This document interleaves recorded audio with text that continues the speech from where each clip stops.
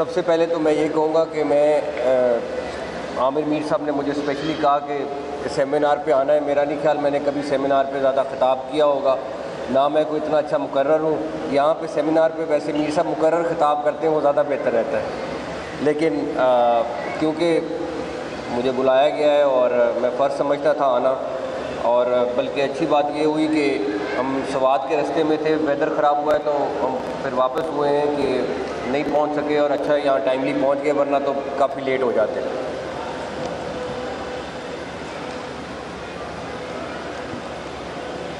बस ठीक।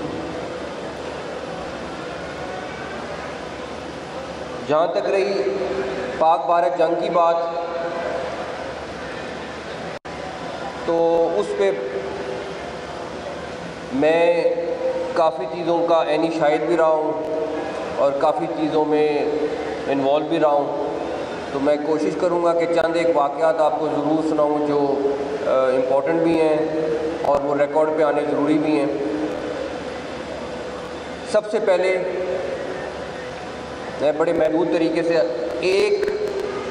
हमने एयरफोर्स, हमने पाकिस्तान आर्मी, हमने एयरफोर्स, हमने पाकिस्तान आर्मी, हमने नेवी, हमने गवर्नमेंट पिछले 1-1.5 माह में सबको एक्नॉलेज किया है। लेकिन हमारे वो इदारे जिनको मैंने ख़ुद अपनी आंखों से देखा कि पसे पर्दा रहकर काम कर रहे थे, हमारी इंटेलिजेंस एजेंसीज़, जिनको हमारे चंद लोग बुरा भला कहने से बाज नहीं आते, उनका जो किरदार था, आप यकीन करें कि इंडियंस की हर मूव और हर चीज़ हमारे इदारों के पास वक्त से बहुत पहले आ जाती थी।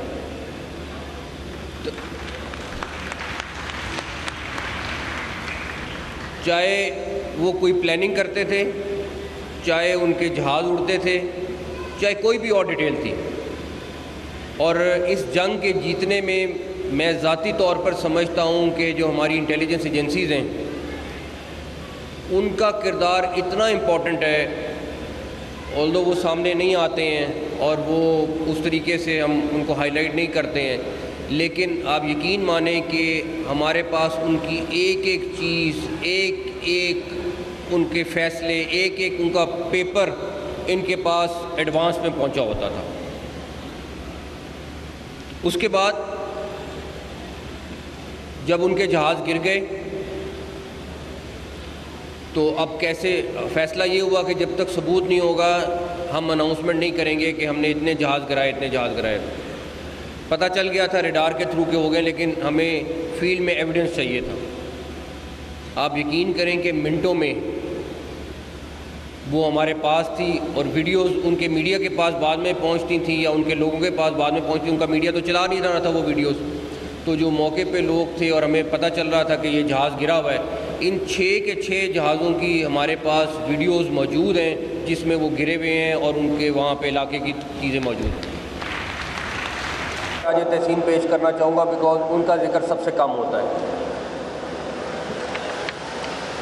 उसके बाद दूसरे नंबर पर हमें अल्लाह ताला की गैबी मदद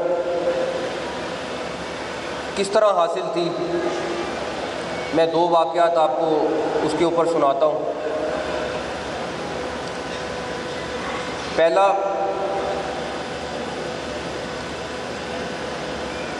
इंडियंस ने हमारी एक बेस पर 7 मिसाइल फायर किए और वो हमारी बड़ी इम्पोर्टेंट बेस थी। और डेफिनेटली जब मिसाइल वहाँ से फायर हुए तो हमें पता चल गया कि ये मिसाइल पाकिस्तान की तरफ आ रहे हैं, और उन्होंने उसके बाद बॉर्डर क्रॉस किया और थोड़ी देर में हमें अंदाज़ा हो गया कि किस बेस की तरफ जा रहे हैं। तो सारे लोग जो वहाँ मौजूद थे वो परेशान हो गए कि इस बेस पे तो हमारे काफ़ी सारे इम्पोर्टेंट चीज़ें हैं और हमारे कीमती सासे वहाँ पे मौजूद हैं, और 7 मिसाइल थे। आप यकीन माने कि उन 7 मिसाइलों में से एक भी मिसाइल बेस जाके नहीं गिरा। कुछ पहले गिर गए, कुछ बेस के बाहर गिर गए, कुछ साइड पे गिर गए, कोई मिसाइल बेस के अंदर जाके नहीं गिरा। दूसरा, हमारी पूरी कोशिश थी कि किसी भी तरीके से इंडियंस को ये मौका ना दें कि वो ड्रामा कर सकें कि कोई सिविलियन कैजुअल्टीज़ हुई। हमारे कुछ मिसाइल जो हमने फायर किए वो बिल्कुल आबादी के करीब थे और उनका एक मिलिट्री की इंस्टॉलेशन थी जहाँ पे वो मिसाइल फायर हुए। खैर वहाँ पे कोई मसला हुआ तो हम फिर फिक्रमंद हुए कि ये इनकी कैजुअल्टीज़ ना हो जाए सिविलियंस। अब हम वेट कर रहे थे कि मिसाइल गिरेंगे तो पता चलेगा कि ये कहाँ गए कहाँ नहीं गए। उनका वहाँ पे उस इलाके में सबसे बड़ा ऑयल का स्टोरेज था जहाँ पे वो मिसाइल गिरे, और अल्लाह का शुक्र है जो उनकी कोशिश थी या दुआ थी कि उनकी सिविलियन कैजुअल्टी तो वो नहीं हुई और उनका सबसे बड़ा ऑयल डिपो तबाह हुआ उसमें। तो ये दोनों वो वाक़यात हैं जिससे बड़े क्लैरिटी के साथ हमें ये था कि आज अल्लाह ताला हमारी मदद कर रहे हैं, और अल्लाह ताला ने जिस तरह गैबी मदद की, इसी तरह जो उन्होंने नूर खान बेस पे हमारे पे हमला किया, हमारा कोई नुकसान नहीं हुआ। आप बाकी बेसों पे भी अगर असेसमेंट रिपोर्ट लें तो अल्लाह का शुक्र है वहाँ पे भी हमारा कोई नुकसान नहीं हुआ। एक बेस पे हमारे जवान शहीद हुए एयरफोर्स के, बट उसके अलावा कहीं पे भी नहीं। तो ये सारी की सारी अल्लाह ताला की मदद थी और जिसकी वजह से ये हमें कामयाबी मिली।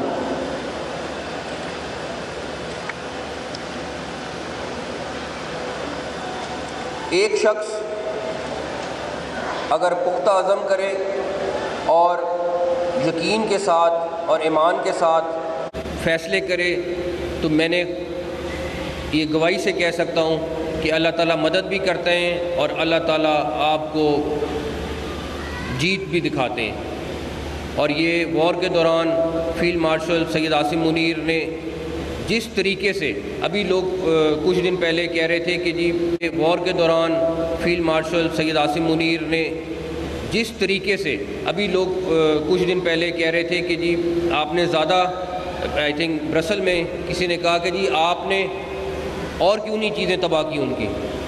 मैं आपको ये बता सकता हूँ उनकी बहुत सारी चीज़ें हमारे टारगेट पे थीं और वो बड़े आराम से और हो सकती थी, और जितना हमने उनके ऊपर हमला कर दिया था वो यही हज़म कर लेते तो बड़ा था। बिकॉज मेरा ख़्याल है कि 36 पॉइंट थे जिसके ऊपर उनको अटैक किया गया, या 26 थे या 36 थे जिस पे अटैक किया गया, और तमाम के तमाम अल्हम्दुलिल्लाह हमारे टारगेट अचीव हुए, 100% अचीव हुए।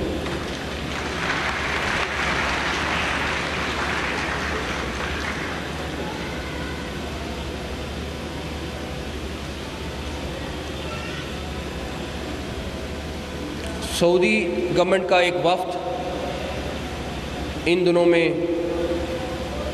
जब ये वॉर चल रही थी तो पाकिस्तान आया,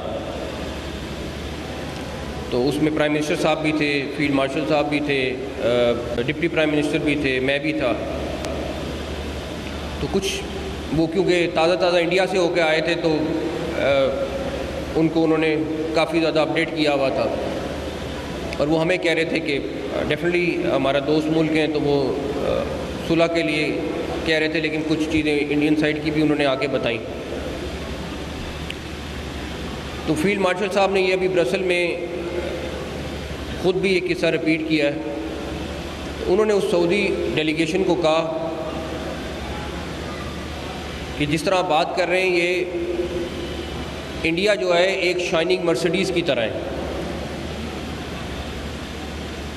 लेकिन हम एक डंपर ट्रक की तरह हैं जो भरा हुआ है पत्थरों से और बाकी चीज़ों से। अब आप इमेजिन कर लें कि जब इसकी टक्कर होगी तो उस मर्सिडीज़ का क्या हाल होगा। तो जब उन्होंने ये किस्सा सुनाया तो उसके बाद वो चुप कर गए, उसके बाद वो कोई नहीं बोले कुछ। एक चीज़ और जो पाकिस्तान की तारीख़ में पहली दफ़ा हुआ वो ये कि पाकिस्तान की आर्मी, एयर फोर्स और नेवी जिस तरीके से सिंक्रोनाइज होकर, और मैंने ख़ुद अपनी आंखों से देखा जिस तरीके से उन्होंने एक स्ट्रेटजी के तहत वॉर लड़ी, दूसरी तरफ Indian air force chief Modi से अलहदा मिल रहा था, उनका आर्मी चीफ मोदी से अलहदा मिल रहा था, उनका नेवल चीफ अलहदा मिल रहा था, उनके एयर फोर्स का पॉइंट ऑफ व्यू कुछ बिल्कुल फ़र्क था, उनकी आर्मी का पॉइंट ऑफ व्यू बिल्कुल फ़र्क था, और वो इतने आपस में स्प्लिट थे जिसका रिज़ल्ट उन्होंने खुद देख लिया। उनमें से उनके पायलट्स तो कुछ तैयार ही नहीं थे कि ये इस तरह से हमारे पे अटैक किया जाए।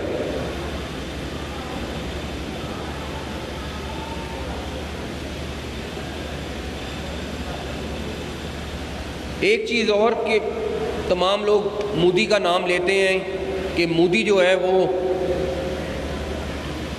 इस सारी चीज़ के पीछे है। मैं आपको दो करैक्टर्स बताना चाहता हूँ जो असल में इंडियन हुकूमत को चला रहे हैं और इस सारे ड्रामे के पीछे हैं। एक अजित डोभाल और दूसरा अमित शाह। ये दो वो लोग हैं जो असल में इस पूरे ड्रामे के पीछे थे। ये जो खुद बनाया हुआ ड्रामा था जिसके तहत वो आपके सामने जो जो चीज़ें वो करना चाहते हैं, डूबेंगे, मोदी को भी ले डूबेंगे, और आप देखेंगे आने वाले वक्त में कि ये किस तबाही के दाने में पहुंच गए। ये सिर्फ एक्सपोज होने की बात है और ये बहुत जल्द आप देखेंगे कि ये होने वाला है।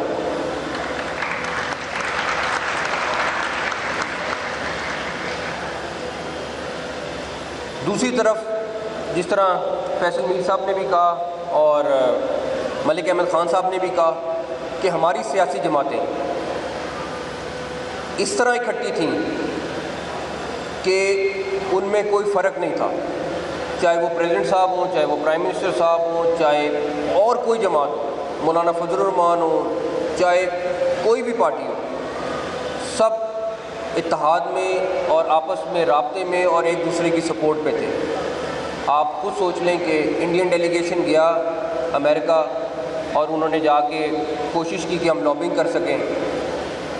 तो जिस तरह कल बात हो रही थी कि एक हमारे पीपल्स पार्टी के चेयरमैन उन 10 पर भारी थे, उन्होंने जिस तरीके से वहाँ जाके कन्विंसिंग की, जाके बात की, वो सबके सामने आए।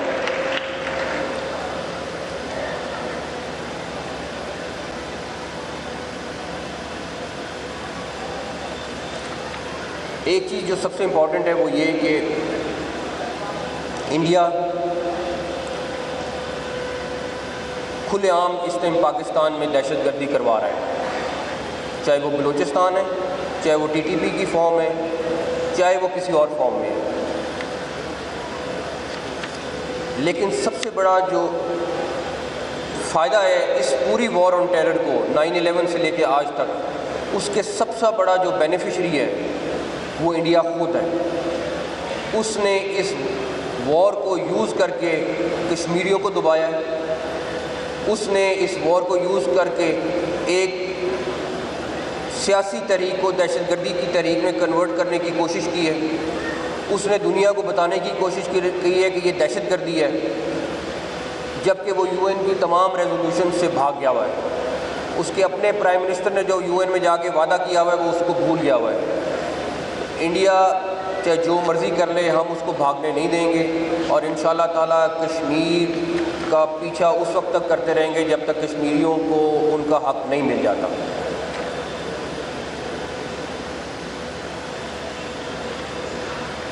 आखिरी चीज़,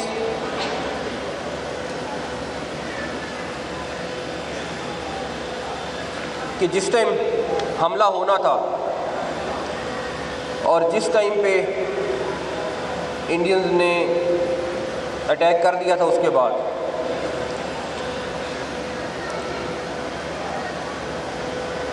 दुनिया का कोई मुल्क नहीं था जिसने पाकिस्तान के ऊपर प्रेशर ना डाला हो कि बस अब आप तो ऑलरेडी एक लेवल ऊपर हैं, आपने उनके जहाज़ गिरा दिए, आप वापस अटैक ना करें। और इतना प्रेशर था, लेकिन उसके बावजूद फील्ड मार्शल और प्राइम मिनिस्टर, इन दोनों को क्रेडिट जाता है उन्होंने वो सारा प्रेशर सहा और उसके बाद इंडिया को मुंह तोड़ जवाब दिया। तो ये जो हमारा सेटअप इस टाइम मौजूद है, जिस इत्तेहाद के साथ मौजूद है, अल्लाह ताला इसको कामयाब करे, अल्लाह ताला पाकिस्तान को कामयाब करे और अल्लाह ताला पाकिस्तान को इसी तरह आगे भी सुरखरू